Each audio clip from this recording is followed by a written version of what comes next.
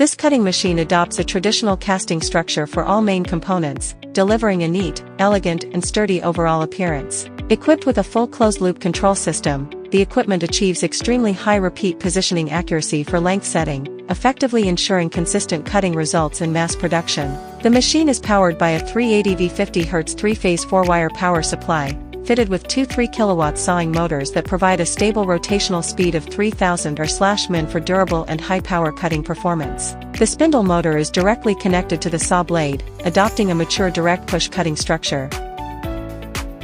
The milling unit is specially designed for milling and drilling of profiles, capable of machining hinge holes, lock body holes, handle holes, mounting holes, and drainage grooves.